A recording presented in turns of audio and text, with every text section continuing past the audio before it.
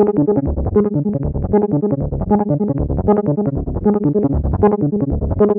growing number of artists, furniture makers, and even clothiers are using mushrooms to make stuff. And a big provider of the material for this is a New York-based company.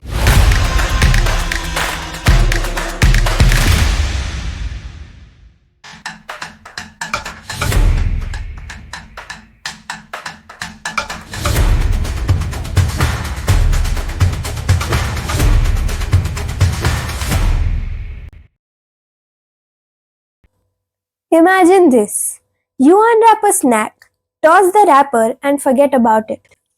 But that piece of plastic, it's still lying around in the landfill. Maybe for the next 400 years? You never know. But then you may wonder if there's a designated area to keep the plastic waste in the landfill, why do we need to bother anyways? The problem is that the waste does not just lie in the landfills anymore.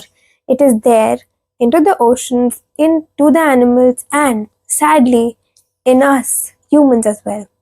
In 2024, scientists found microplastics in 100% of the human placentas that they tested. So, this isn't pollution anymore.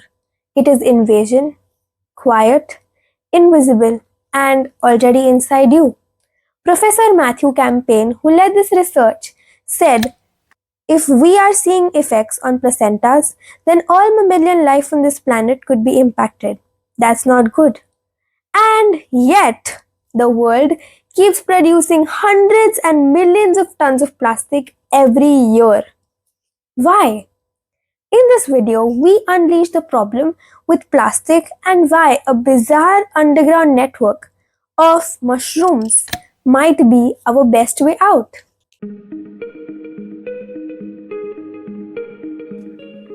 So, here's the real kicker.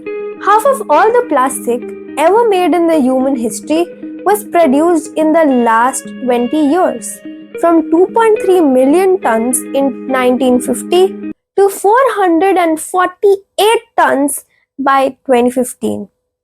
We are not slowing down. In fact, we are speeding up. Okay, sure, you might say that the plastic that we used is of course getting recycled, right? Then why do we need to bother? Not really. Let's debunk this myth. The truth is, plastic is designed in a way that it is almost impossible to recycle it. Additives like colors, chemical stabilizers, and softeners make plastic products more useful but almost impossible to remelt or reuse. That is why we often fall for the trap of wish cycling. We cross our fingers and throw the waste in the blue bin anyway without understanding that most of it ends up dumped, ignored, or burned.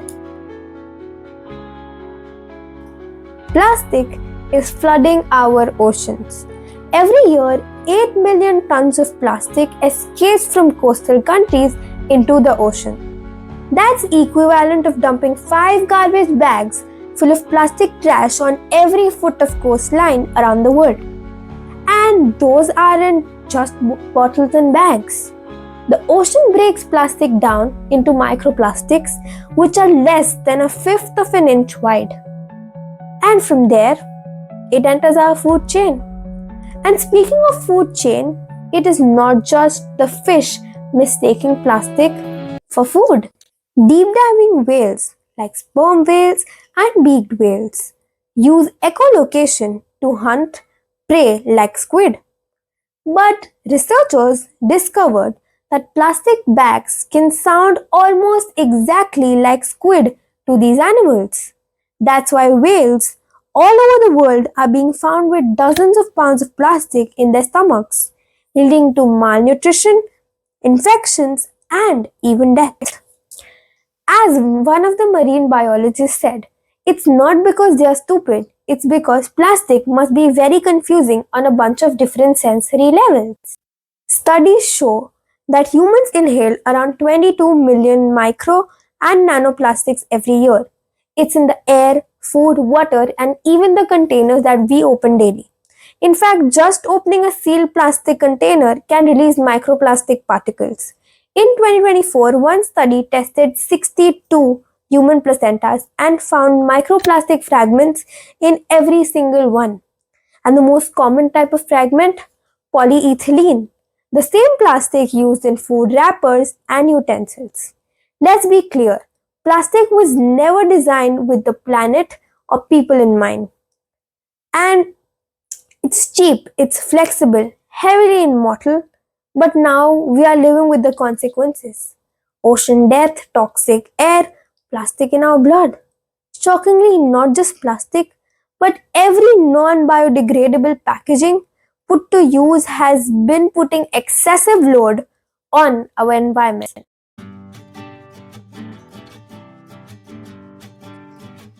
And now enters our hero, the mushrooms. Yes, the mushrooms. Have you ever imagined packaging made out of mushrooms? It is no more a dream, it's our reality. Firstly, mushroom packaging does not mean that the entire mushroom is used. What is actually used is mycelium. To better understand, let us look at the morphology of mushroom. Have a look at the roots of the mushroom. Mycelium is an underground network of very durable thread-like filaments called hyphae, which are essentially the root structures of mushrooms. Mycelium acts like a biological binder or natural glue holding products or particles together. But I'm sure now you may think, यार इसमें तो plastic जैसी कोई चीज ही नहीं है. फिर what are the properties that actually make mycelium worth using as an alternative to plastic? आइए जानें. Firstly, let's talk about hyphae. Hyphae are the building blocks of mycelium. They're the basic threads of mycelium. Each hypha is tiny and about 5 to 10 mm thick, which is 10 to 20 times thinner than a human hair. Think of hypha as a tube that grows at the tip like a microscopic root, constantly exploring the environment. As hypha grows outward, they branch a lot, making the network spread in all the directions. Sometimes, hypha from same or even different fungi will fuse together and form a more durable and strong network, and a very well connected network. Secondly, let's talk about the cell wall. The wall of each hypha is not the same as the plant cell wall. It's complex and built for strength and flexibility. Fungi has a chitin cell wall. Chitin is a polysaccharide, which is a fancy word for big sugar molecule with nitrogen thrown in. So, chitin gives hypha strength and a little bit of flexibility. Thirdly, we talk about beta-glucans. These are branched sugars that tie everything together, helping absorb and hold water, making the hypha a little squishy and so that they won't snap easily together. Fourth is the proteins and enzymes.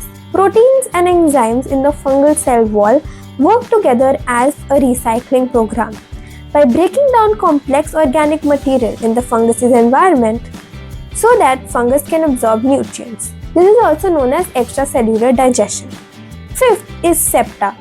Now think of hypha as a long train and septa as the doors that separate the compartments of the train. Now the internal compartments, septa, are like little walls in the hypha, dividing them into compartments but with holes called pores. Let that stuff like nutrients, waters and even small pores move around. This keeps the hypha safe, and if even the parts of hypha are damaged, the rest of the hypha network is still protected. So let's sum this up together. Mycelium network is a self-assembling superstructure. As all the hypha grow, branch and fuse, they create a dense three-dimensional structure. Secondly, they are self-healing. So if you cut or break the network, hypha grow back, branching and merging to repair the damage. Thirdly, they have adhesive properties. So as enzyme digest the substrate like sawdust or agricultural waste, the hypha also secrete sticky substances that glue everything together, locking in particles they grow on. Fourthly, they are moldable. If you grow mycelium in a particular container, they take the shape of it, and so they are easily moldable. And that's why it is amazing for packaging. Now, you may wonder, why is this biological morphology important for replacing plastic? Like I told, there's a self-assembly, there's strength and flexibility, there is biodegradability, and mycelium breaks down quickly after just a few days, unlike plastic that takes hundreds of years. But till date, we do not see any mycelium packaging as often in the market. The commercial scale production of mycelium-based packaging faces several key limitations. The first being slow growth rate as compared to plastic. Mycelium requires several days to colonize its organic substrate and form a solid moldable composite, which makes the entire process very time consuming. Second is contamination risks. Mycelium is highly sensitive to environmental contamination from bacteria, and it's tedious to ensure that there is no contamination. Thirdly, environmental control demands. Mycelium demands precisely controlled environmental parameters such as temperature, humidity, gas exchange, and darkness. At larger scales, maintaining these optimized conditions become increasingly challenging. Fourthly, material uniformity and quality control. Bacterial growth can result in variability with each batch. Non-uniform thickness, inconsistent density, all of these are factors which are challenging to maintain. And because of all of these factors, it becomes challenging to actually use mycelium at a large commercial scale. Although its superior biodegradability, eco-friendliness, and unique self-assembling capability is a promising alternative to plastic. While technical hurdles remain for mass adoption, ongoing research and growing industrial uptake suggest significant potential for scaling mycelium-based packaging as the next generation sustainable biomaterials for packaging and beyond. A company called Ecovative already makes mycelium packaging, and it's a perfect way to master mycelium growth and also use it as a packaging to develop top-tier products. Ecovative uses mycelium grown on crop residue to create model packaging that directly replaces expanded polystyrene. After shaping, materials are dehydrated to halt the fungal growth, resulting in a safe and compostable inert product. Other companies are pursuing leather-like and foam replacements using mycelium materials free from any substrate. These products offer high stiffness, compressive strength, and customizable density, meeting many industrial standards for packaging. Hi guys, I hope you liked the video. Don't forget to like, share, comment, subscribe. Also, if you have any feedback, if you have any ideas for the future videos, please drop them in the comments. You can also DM me at Nuraklij, and I would love to read them. See you in the next video. Until then, take care and bye-bye.